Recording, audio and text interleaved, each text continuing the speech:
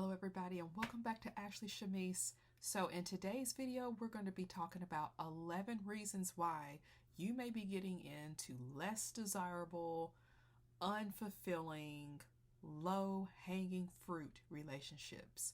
If you want to know 11 reasons that may be keeping you in these type of low, negative-based relationships, stay tuned while I break these down.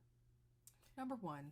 You may meet somebody who looks so incredibly good to where you feel like you just can't pass this person up. And a lot of times the reason why some may feel like they have to hang on to somebody who looks good, remember, looks are subjective, is because think about the motive. What is the motive? Are you hanging on to this person because you're going to be able to finally show them off to certain people, or because you feel like this is the only time in life you're going to meet this one particular person that looks good? Do not limit yourself to such meaningless small-mindedness, because guess what? Just because a person looks good either in the flesh or on paper, when I say on paper, I mean like through dating apps, or you're on the outside looking at them from a distance, but you don't really know this person too well. Remember, just because someone looks good does not equate to having stable mental health, knowing how to run their finances. They might not be a good communicator, and they may have poor hygiene. Number 2, you simply just don't think highly of yourself. You cannot depend on entering into a relationship with somebody to increase your self-worth. It's going to take you to do the work internally to do that. You cannot depend on another man or another woman to elevate your self-worth. Yes, they may bring positive additions to your life. They may bring enhancements. They may bring compliments. However, they are not going to be the foundation on how you feel about yourself, because at the end of the day, it's about how you talk to yourself. It's about how you think about yourself. What are you going to do if that person is somehow just extricated from your life suddenly? How are you going to be able to cope and fare? Are you going to ball up and just kind of give up? Or are you going to be able to snap back and get out there? Because at the end of the day, it is not anyone else's responsibility to make sure you're happy, to make sure they're fulfilling you internally. That's not what relationships about. You're supposed to go into relationships as two whole people entering into a union, not two jacked up people trying to figure it out on the way. That is a recipe for disaster that is waiting to happen. And what's going to happen is, let's just say you got a car, right? And you got some ball-headed tires that you're about ready to put on that car. Well, eventually those ball-headed tires are either going to run flat, they're going to explode and pop off. Next thing you know, you're going to have axles left, and there's going to be sparks flying, and the car's going to be toppling. That's going to be the relationship. That's what's going to happen. So if that's what you want, go for it. If that's not what you want, do not enter into a relationship unless you are entering in whole and centered. Number 3, you make excuses for your deal breakers. So let's just say, simply put, your deal breaker is this person must have a job, or this person must be a part of your religious background. So when you meet this person, all of a sudden, because you're so excited that you're in a relationship and it seems to be going just superb, you decide that you're going to renege on those deal breakers. Now, all of a sudden, you throw them out the window, because now you are allowing yourself to become blinded by the possibility of a perfect relationship, not knowing that that deal breaker that you just so haphazardly threw out the window, it's going to boomerang back. It's going to come back up again. So you can't expect to enter into something solid if you're going to get rid of all your deal breakers because of some kind of short temporary excitement. Hang on to those deal breakers if you want to stay in something solid, potentially. Number 4, You've never been single long enough to get to know yourself. Now, this one is interesting because some people are afraid of being alone, but technically, when you're by yourself, you don't have somebody there to accompany you, but you're still there with yourself. So, in a sense, you're not really alone. You just don't have somebody to accompany you. But you need to know what makes you tick. You need to learn your likes, your dislikes. You need to know yourself better than somebody knowing who you are. Because who wants to go into a relationship and somebody is sitting back learning all your habits, what makes you tick, which is a good thing. But at the same time, somebody should not know you more than you know yourself. That's just my personal opinion, but you can do with that as you wish. I think it's best to know when you are going to draw the line. I think it's best to know when you've had enough. I think it's best to know your likes, your dislikes, things you're going to put up with, things you're not going to put up with. Number 5, another reason why you may navigate into negative, low-hanging fruit, less positive relationships is because you're just trying to fit the status quo. You could care less about your mental health. You could care less about whether this person is right or wrong for you. You are just more concerned about fitting into that status quo, fitting into the hot popular thing that's going on in the culture. You know, maybe in your friend circle, all of your friends just got married, or all of your friends are in a relationship except for you. That is no excuse to go hop into a relationship with somebody. Okay, you might be getting with cray cray. You might be getting into a relationship with with Freddie or Jason. Like, you don't need to feel like you have to go run into a relationship because your friends are. Trust me, I have been there. All of my friends, my close friends, are married and they all have children. And I'm one of the rare ones that is single. And trust me, y'all, I know what it feels like. At times it's so aggravating because either your friend has been married for so long that they don't remember what it's like to be single.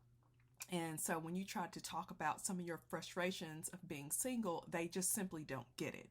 And I have learned, just don't talk to them about it. Just don't talk to them about it, because they're not going to get it. And they mean well. Your friends do mean well. But because they're coming in from a marriage standpoint and a marriage mindset, they are going to give you things based on a marriage mindset.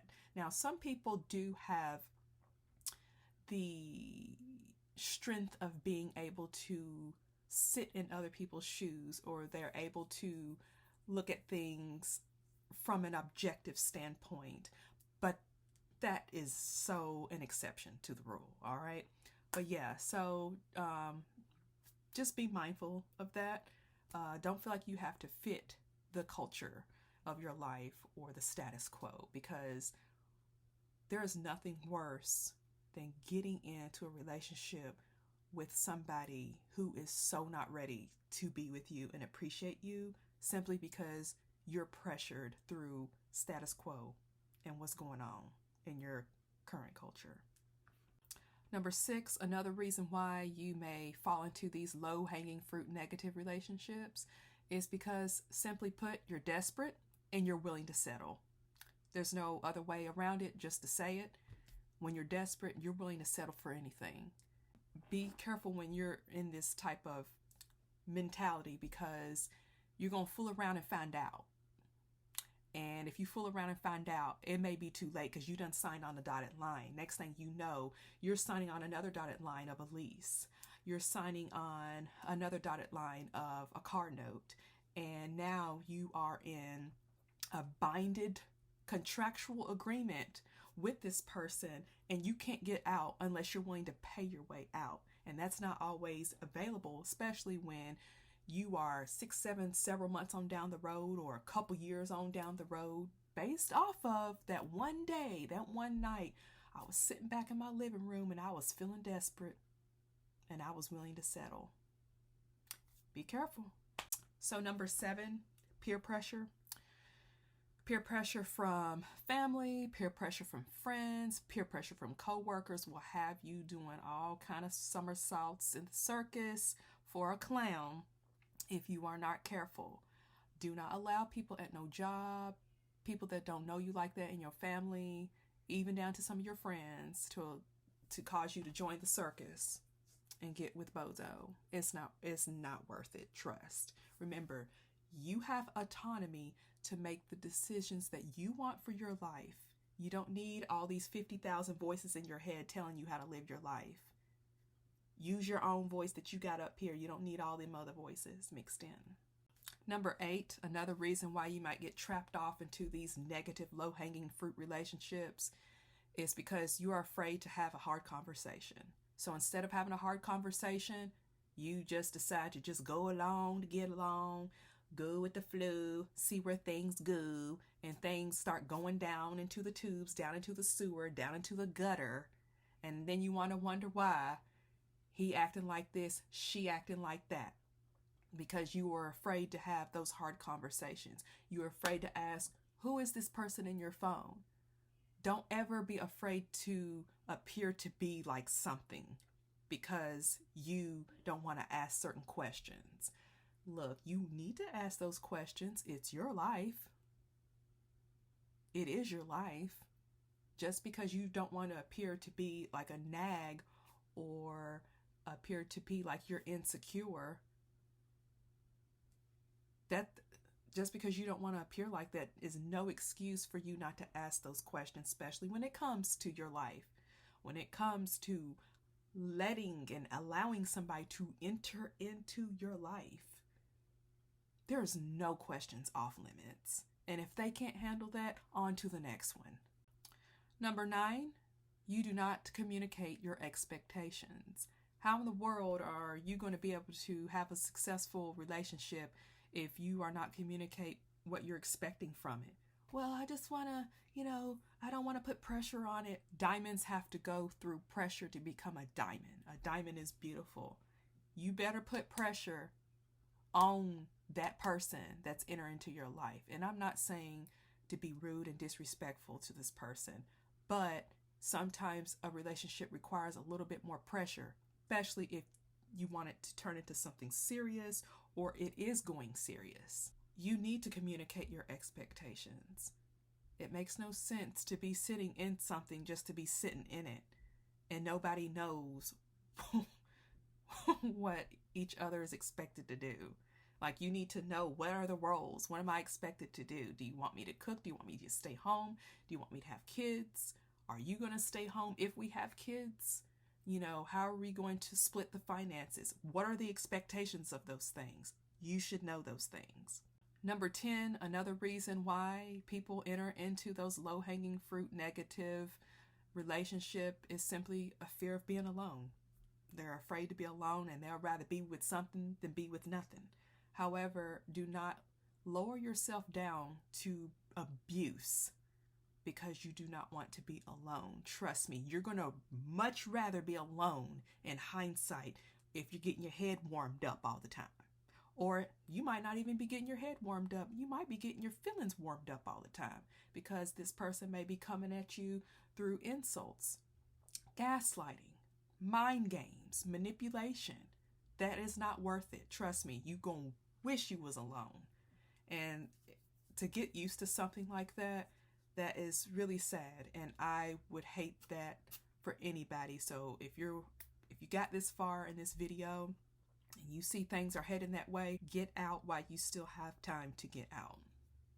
And then 11, last one. So the reason why you be jumping into these crazy relationships is because you're so quick to anchor your emotions before anything has gotten deep. So you're in this super shallow relationship and you've just dropped your anchor of emotions, and for what reason? It hasn't even gone anywhere. Take your time, go slow.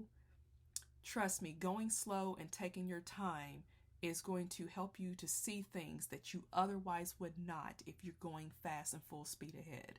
Full speed ahead allows a lot of stuff to get swept under the rug, and it also opens up the door for you to make life-altering and changing decisions a lot faster than you would if you just took your time and went slow.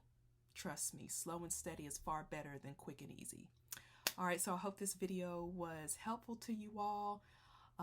If this ministered to you in some way, please hit that subscribe button, share, like, comment down below. I greatly appreciate it.